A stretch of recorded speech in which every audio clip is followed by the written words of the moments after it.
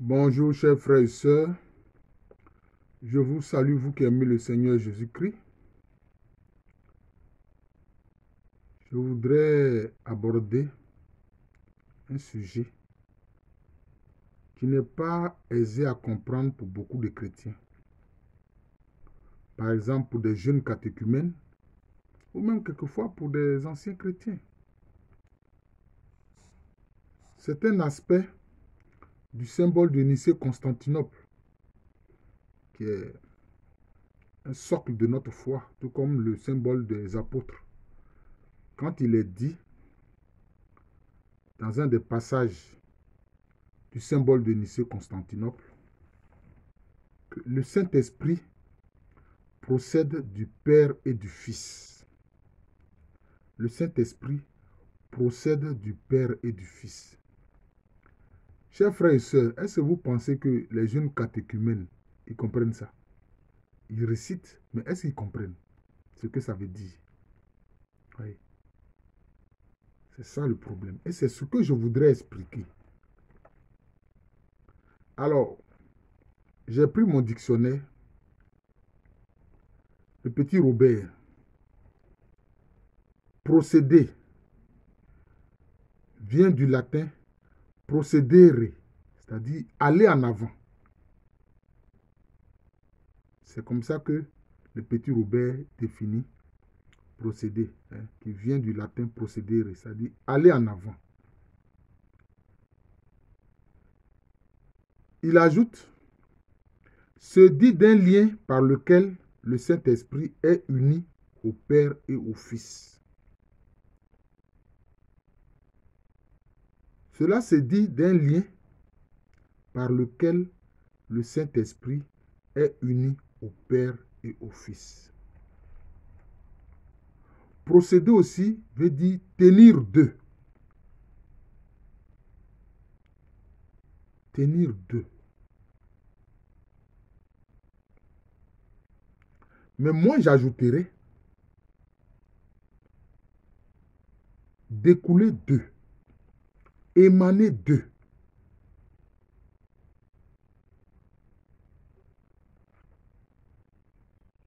Alors,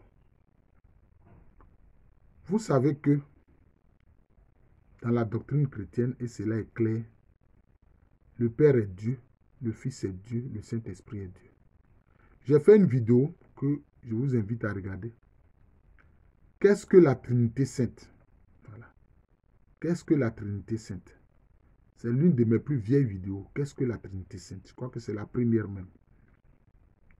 Alors, il n'est pas toujours facile de trouver des mots humains pour parler de ces mystères divins-là.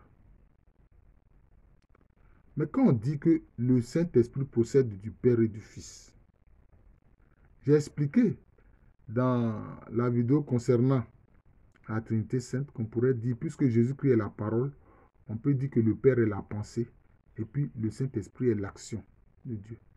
Et nous-mêmes, les êtres humains, c'est ce que nous faisons. Nous pensons, nous parlons, nous agissons. Toute notre vie, c'est ce que nous faisons. Constatez cela quand vous vous levez toute la journée, c'est ce que vous faites. Vous pensez, vous parlez, vous agissez. Hein? La parole est une émanation de votre pensée. Et puis l'action est une émanation de votre pensée et de votre parole. Quand vous agissez, ça émane de votre pensée et de votre parole. C'est ça quand on dit que le Saint-Esprit procède du Père et du Fils.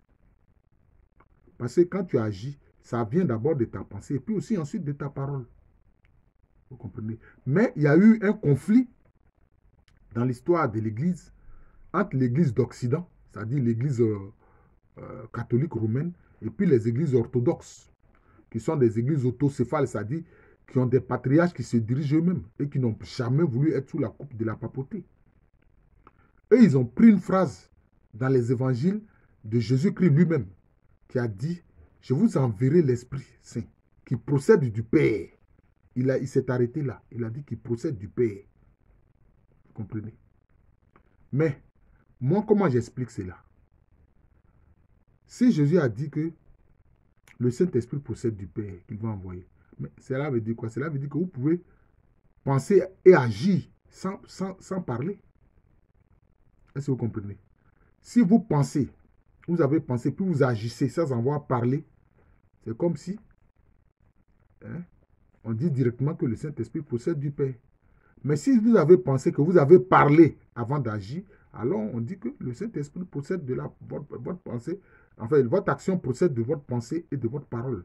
Dans ce cas-là, par analogie, on dit que le Saint-Esprit procède du Père, qui est comme la pensée, et du Fils, qui est la parole. Vous comprenez? Donc, ils ont eu des palabres avec ces notions-là.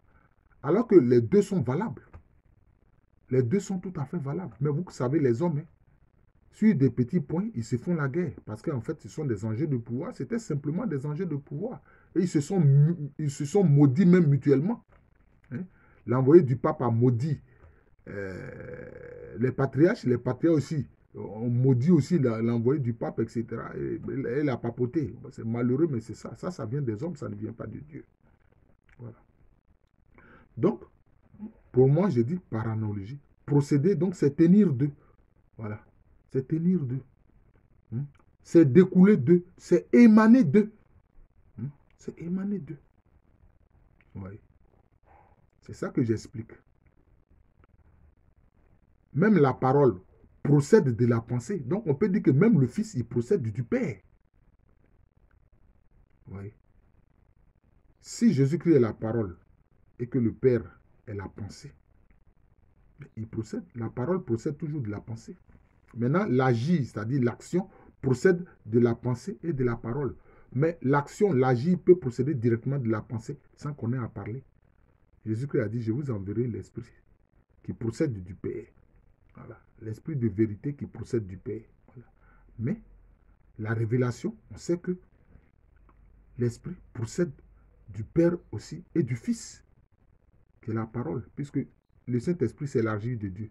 Souvent même beaucoup de chrétiens ne se rendent pas encore que quand ils ont prié et puis à la fin ils disent au nom de Jésus, ils pensent que c'est Jésus qui agit là. Non, c'est le Saint-Esprit qui réalise là. C'est pour ça que Jésus a dit, le Saint-Esprit me glorifiera. Puisque quand vous avez prié au nom de Jésus, le Saint-Esprit applique votre demande. Donc, en agissant ici, il glorifie Jésus. Et le fait que quand les apôtres et tout jusqu'aujourd'hui les missionnaires qui s'en vont évangéliser, quand ils s'en vont évangéliser, ils s'en vont parler de quoi? Ils s'en vont parler de Jésus et du salut que Jésus-Christ donne. Et quand il y a des miracles, des actions miraculeuses qui accompagnent leur prédication et leur mission, c'est le Saint-Esprit qui fait cela. Donc ainsi, il glorifie Jésus-Christ. Oui, c'est ça. Moi, je vais prendre aussi des analogies, d'autres analogies pour que vous compreniez. Pourquoi est-ce qu'on dit que le Saint-Esprit procède du Père et du Fils? Vous voyez un arbre. L'arbre est là. L'arbre est unique, vous voyez. Mais les fleurs et les fruits là, ça procède d'où? Ça sort d'où? Ça émane de l'arbre. Vous comprenez? Donc, quelquefois, les mystères divins ne sont pas faciles à comprendre, mais quelquefois, par analogie, d'ailleurs, tous les théologiens, quand ils font, ils expliquent ces mystères-là, c'est par analogie, c'est ce que moi je fais.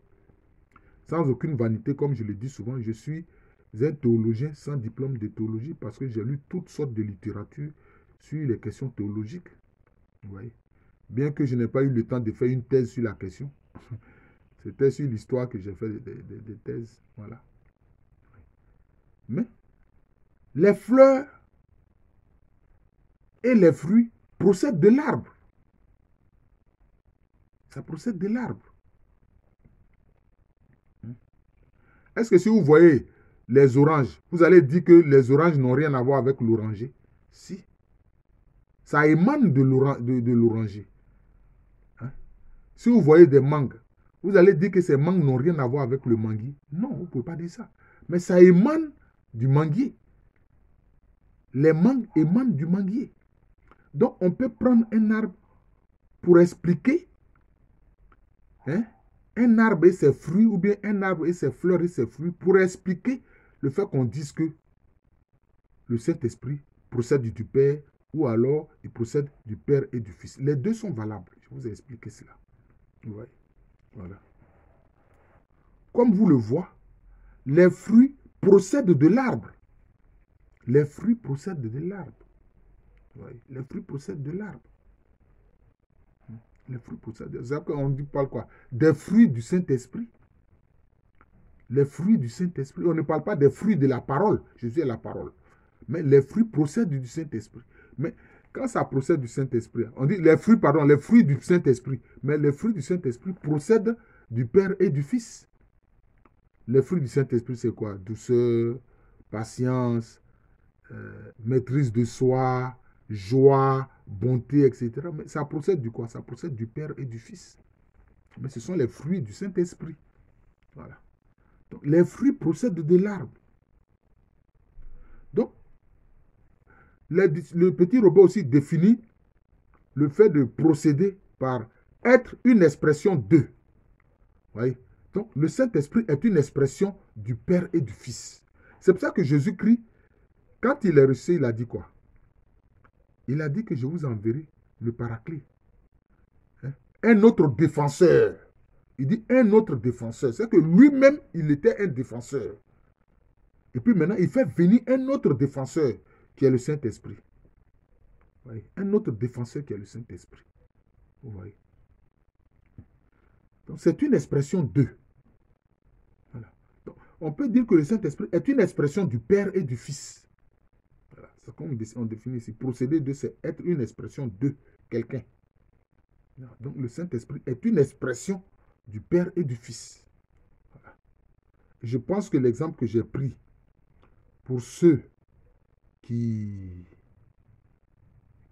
donnent l'enseignement, qui font la catéchèse, ils peuvent prendre ces images-là pour expliquer cette notion de le Saint-Esprit procède du Père et du Fils. Voilà. Pour leur dire, regardez les jeunes. La mangue là, ça vient de quoi? Ils vont vous dire, ça vient du manguier. Ah, c'est comme ça. Le Saint-Esprit procède du Père et du Fils. Voilà, c'est comme ça. Voilà. Parce qu'en général, avant qu'il y ait les fruits, il y a d'abord les fleurs. Voilà. Un arbre fruitier, en général, hein, avant qu'il y ait les fruits, il y a d'abord les fleurs. Voilà. Donc, c'est ça. Donc, on peut prendre par analogie cela pour expliquer ce mystère du Saint-Esprit qui procède du Père et du Fils. Voilà. J'ai fait beaucoup de vidéos sur d'autres questions, mais voilà. Donc, mais je sens que ces questions théologiques liées au mystère divin ne sont pas toujours faciles à comprendre. Et c'est pour ça que j'ai trouvé nécessaire, avec l'aide du Seigneur, de pouvoir prendre ces exemples d'analogie pour expliquer ces mystères-là. Ouais. Donc, c'est ça. La mangue procède du manguier. Voilà. La goyave procède du goyavier. Voilà. Donc, c'est comme ça. Ouais. C'est comme ça. L'olive procède de l'olivier. Oui. L'olive procède de l'olivier. Et l'huile d'olive procède de l'olive. Vous voyez. L'huile d'olive, là, il procède de l'olive. Parce qu'il émane de l'olive. Il émane de l'olive. Vous voyez. Donc, on peut prendre ces exemples-là simples pour expliquer ce qu'il faut entendre par le Saint-Esprit qui procède du Père ou du Fils, ou le Saint-Esprit qui procède du Père, comme Jésus-Christ lui-même l'a dit de sa propre bouche. Et donc, cette palabre qu'il y a eu entre les églises orthodoxes et puis l'église catholique romaine, ça ne devait pas avoir lieu. C'est ce qu'on a appelé le conflit du filioque. On a appelé ça le conflit du filioque. Parce que l'église d'Occident a dit, oui, le Saint-Esprit procède du Père et du Fils. Maintenant, ceux qui sont les orthodoxes ont dit non. Eux, ils n'acceptent pas cela parce que c'est comme s'ils disent qu'ils considèrent que c'est une façon de minimiser le Saint-Esprit. Or, ce n'est pas vrai. Hein? Ils ont dit non, que le Saint-Esprit procède seulement du Père.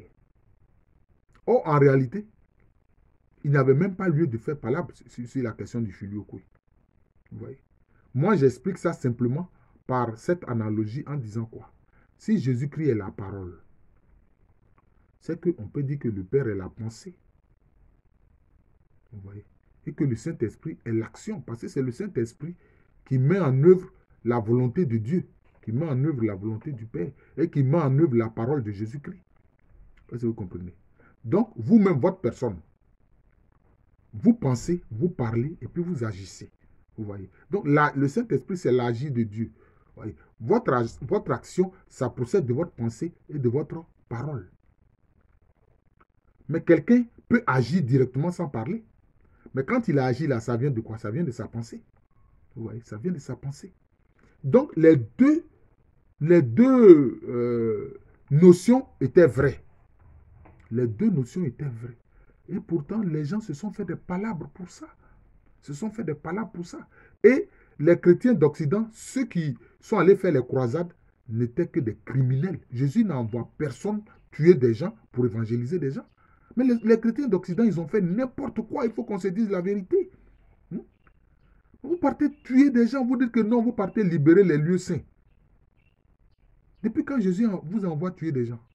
Et souvent, ceux qui sont contre la foi chrétienne utilisent cela comme argument pour dire que regardez ce que les chrétiens d'Occident ont fait avec les croisades, etc.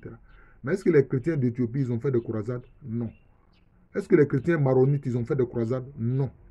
Est-ce que les chrétiens coptes, ils ont fait des croisades? Non. Est-ce que les chrétiens syriaques, ils ont fait des croisades? Non. Est-ce que les chrétiens chaldéens, ils ont fait des croisades? Non. Ce sont les chrétiens d'Occident qui ont fait ça. Mais ils ont fait ça pour des raisons en fait économiques. C'était même pas pour propager la foi chrétienne. Et quand ils sont allés en Orient, qu'est-ce qu'ils ont fait? Mais ils ont agi cruellement envers leurs frères chrétiens qui sont en Orient. Envers les chrétiens syriaques, chaldéens, etc. Ils en ont massacré à souhait. Hein? Tu as un frère chrétien qui est en face de toi, parce qu'il n'a pas dit que lui, il reconnaît le pape, tu t'en le tuer. C'est que ce sont des gens qui n'ont rien compris à la doctrine d'amour du Seigneur Jésus-Christ. L'amour ne tue pas les gens. Hein? L'amour ne tue pas les gens. Quand je vais terminer par là, ce passage de l'évangile où Jésus-Christ et ses apôtres, ils voulaient passer par la Samarie, hein, le territoire des Samaritains, pour aller à Jérusalem. Et puis ces Samaritains-là leur ont empêché, ils ont dit non. Nous, on ne veut pas que vous passiez par notre territoire pour aller à Jérusalem. Les deux frères, les fils de Zébédée, Jacques et Jean, qu'est-ce qu'ils ont dit? Ils ont dit au Seigneur Jésus-Christ, est-ce que tu nous permets d'invoquer le feu du ciel pour brûler ces Samaritains-là? Qu'est-ce que Jésus leur a dit? Il dit, mais vous ne savez pas de quel esprit vous êtes animés. Pourquoi vous dites des choses comme ça? Allez, changeons de route. Et puis ils ont changé de route pour aller à Jérusalem sans passer par le territoire des Samaritains. Vous voyez? Donc c'est par amour, mais pas par des violences. Pourtant, ce même Jésus et ses apôtres, quand Jésus s'est retrouvé au bord du puits de Jacob et qu'une Samaritaine, qui était une femme qui menait une vie de débauche, est venue le trouver et que Jésus-Christ l'a converti, on peut dire cela. Jésus-Christ lui a parlé de l'eau vive et Jésus-Christ lui a dit que c'est lui le Messie. Elle a cru et elle allait témoigner devant les gens de son village.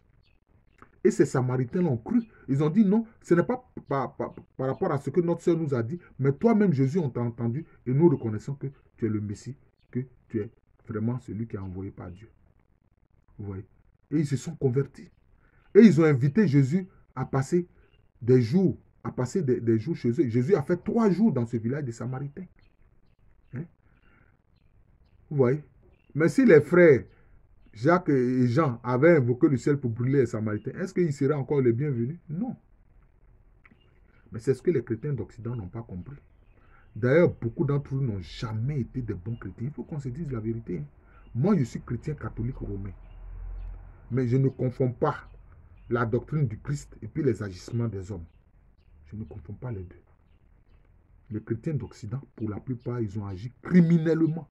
Les croisades n'étaient qu'un crime pour se faire des biens matériels, pour s'enrichir. Ce n'était pas pour le Christ. Voilà. Et quand ils sont venus coloniser l'Afrique et d'autres régions, bien sûr suivis par les missionnaires, ils ont mis à mal le travail des missionnaires. C'est pour ça que des pays comme la Chine et le Japon, les pays d'Asie, la conversion a été très difficile. Hein? La conversion des gens a été très difficile. Regardez, la Chine fait près de 1,3 milliard d'habitants. Mais il y a combien de chrétiens là-bas?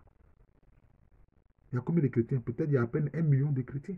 À cause des agissements justement de ces chrétiens d'Occident, qui en plus ont pratiqué l'esclavage, la traite des Noirs, en prétextant que c'est parce que ce qu'on a appelé la malédiction noachite ou bien la malédiction de Canaan. Mais Canaan n'a rien fait de mal. C'est comme son père qui a vu la nudité. Et puis voir la nudité de quelqu'un ne veut pas dire qu'on va maudire la personne advertam aeternam. Noé ou Noah n'était qu'un alcoolique, c'est tout. Et puis ce qu'il a dit, ça ne vient pas de Dieu. Dieu ne maudit personne. Dieu ne maudit personne. C'est ton comportement contre la loi, là. C'est ça qui se retourne contre toi. Ton mauvais comportement, le fait de ne pas respecter les lois divines, là, c'est ça qui se retourne contre toi. Dieu ne maudit personne. Et souvent, ils se sont servis de ça pour justifier l'esclavage. On a vu même le pape, je crois que c'était le pape Nicolas V, qui a prétendu que oui, les Noirs n'ont pas d'âme. Les Noirs n'ont pas d'âme en eux. Donc, on peut en faire des esclaves. Or, dans leur doctrine, l'esclave n'est même pas un être humain. Chez les Occidentaux, les Européens, pour eux, l'esclave n'est pas un être humain. Il est comme une chaise, il est comme un meuble. Voilà ce que ces prétendus chrétiens d'Occident ont fait. Il faut qu'on se dise la vérité. Hein. Voilà. Et Jésus-Christ est la vérité. Et le Saint-Esprit est l'esprit de vérité. Voilà, on doit se dire la vérité. Et c'est ce que j'ai fait. Mais cette vidéo, c'était pour expliquer, n'est-ce pas, le fait de dire que le Saint-Esprit procède du Père et du Fils dans le symbole de Nicée-Constantinople. J'espère que vous m'avez compris. Et que ceux qui font la catéchèse pourront utiliser ce petit enseignement que j'ai donné pour que les enfants, les jeunes qui font la catéchèse comprennent ces mystères-là qui ne sont pas toujours aisés à comprendre. Voilà. C'est la grâce du Seigneur qui m'a permis de vous donner ces analogies-là pour que vous puissiez comprendre. Je vous remercie. Je suis le frère Jean de l'amour de Jésus. C'est mon nom spirituel. Et à l'état civil, je suis le professeur Alou Kwamereni, historien. Je vous remercie et je vous souhaite une excellente journée.